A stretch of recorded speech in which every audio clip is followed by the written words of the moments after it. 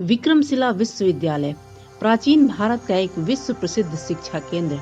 8वीं शताब्दी में पाल वंश के शासक धर्मपाल द्वारा स्थापित इस विश्वविद्यालय की ख्याति तब दुनिया भर में थी।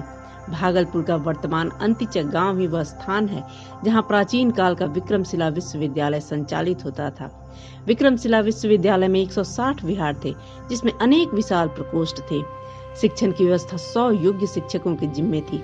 इस विश्वविद्यालय ने अपनी स्थापना के तुरंत बाद ही अंतर्राष्ट्रीय ख्याति प्राप्त कर ली थी।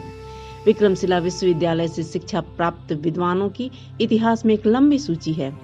इस विश्वविद्यालय का पुस्तकालय अत्यंत समृद्ध था। 12वीं शताब्दी में यहाँ अध्ययन करने वाले छात्रों की संख्या लगभग 3000 थी।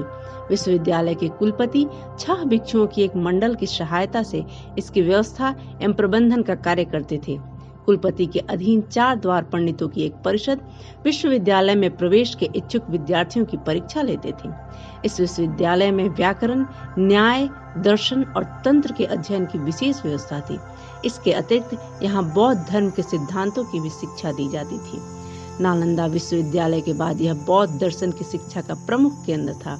यहाँ न सिर्फ देश बल्कि विदेशों से भी विद्यार्थी अध्ययन हेतु आते थे। इस विश्वविद्यालय के अनेकानेक विद्वानों ने विभिन्न ग्रंथों की रचना की, जिनका इतिहास और बौद्ध साहित्य में विशेष स्थान है। सन 1203 ईस्वी में बख्तियार खिलजी नामक विदेशी आक्रमणकारी ने इस गौरवशाली विश्वविद्यालय को तहस नहस कर दिया। उसने इसके समृद्ध पुस्तकालय में आग लगवा दी।